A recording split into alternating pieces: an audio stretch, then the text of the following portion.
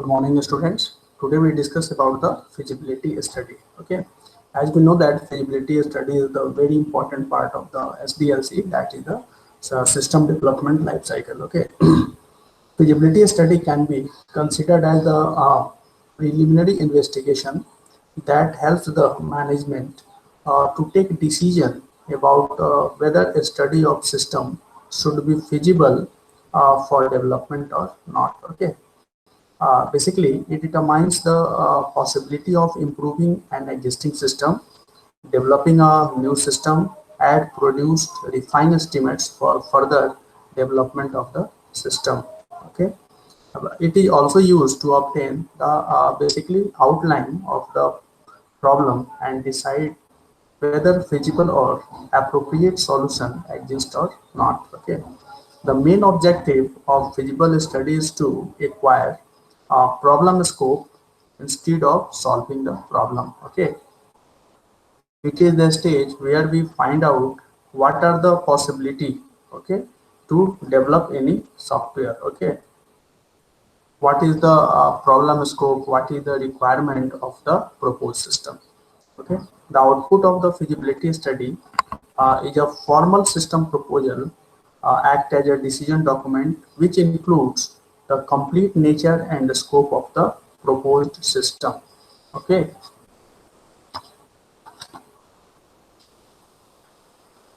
in case of the system proposal is satisfactory to the management. Okay, the next phase is to examine the uh, practicability of the system. Okay,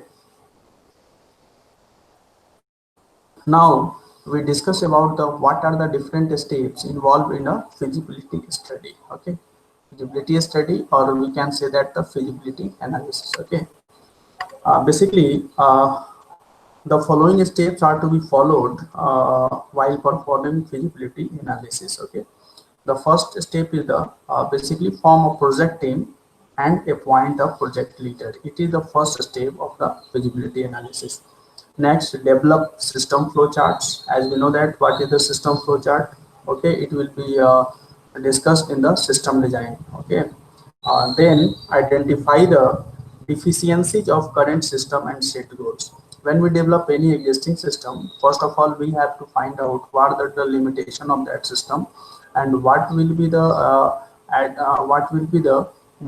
different features that will be added in the proposed system. Okay, enumerates the alternative solution or potential candidate system to meet goals. That means here we find out the different types of solution to solve a particular problem, and we have to select a best solution. Okay. Next is determine the feasibility of each alternative, such as technical feasibility, operational feasibility, etc. Basically, when we study about the feasibility, then we also consider about the different types of feasibility. Okay. In the next, we can also discuss what are the different types of feasibility study. Okay. Next is the weight of the performance and the cost of effectiveness of each candidate system. Okay, and when we find any solution, then we have to rank the alternatives and select to the best candidate system. Okay, in the last of the feasibility study or analysis, we can prepare a system proposal or final project directive to the management for approval. Okay, this is the steps that will be involved in the feasibility study. We can say that it is a very crucial phase that includes a mm, lot of analysis and lot of different types of activities that is used in the analysis. Okay, now we discuss about the different types of feasibilities. Okay, when during the feasibility study we focus on the economic, that means the cost, technical, in which we see about what are the technical issues, what is the operational feasibility, what is different behavioral feasibility and scheduled feasibility. Okay, now we discuss one by one what is the economic feasibility, what is the area it may be concerned. Okay, what is the technical feasibility, what are the different aspects in which we can see. Okay, first of all we can see about the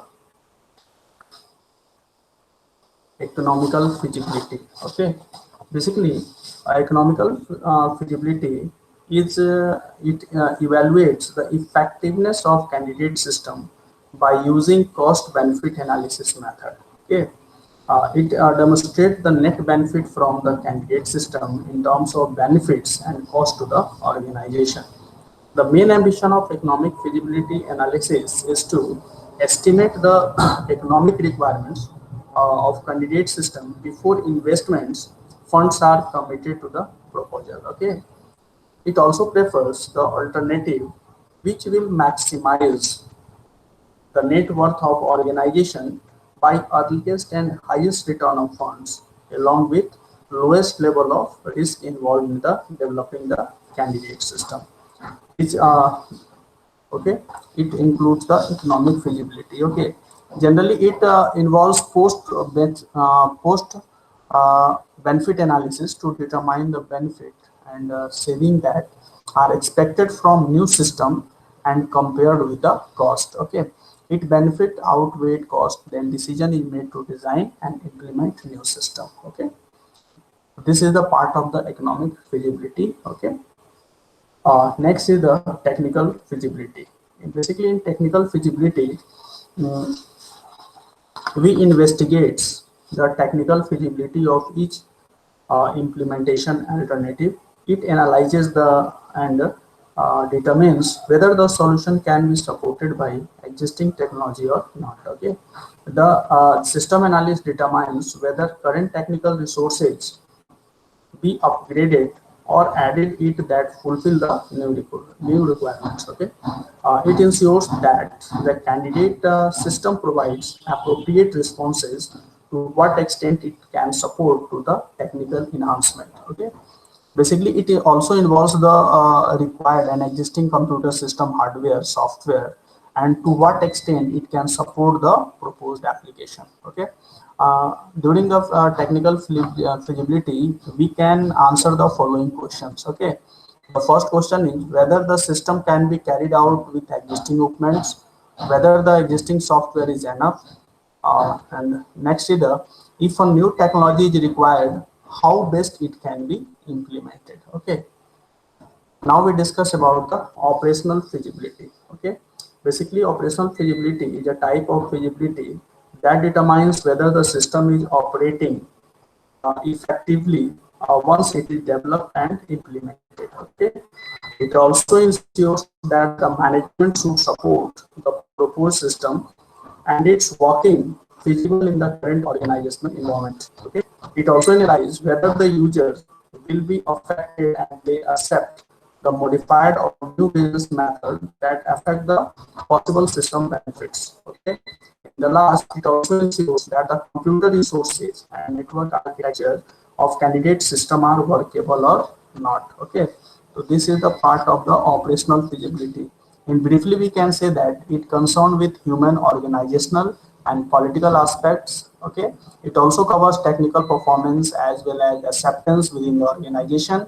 Okay, it determines the general attitude and job skills of existing personnel and whether any restructuring of jobs will be accepted to the current users. Okay, this is the part of the operation. Now we see about the behavioral feasibility. Okay, basically behavior feasibility evaluates and estimates that user attitude or behavior towards the development of the new system. Okay, it helps the determining if the system requires a special effort to educate, retain, transfer, and changes in employee job status on any new ways of conducting the business. Okay, this is the part of the behavioral feasibility. We can also say that it includes how strong the reaction of staff will be towards the development of the new system that involves computers use in their daily work, so resistant to change is identified. Okay,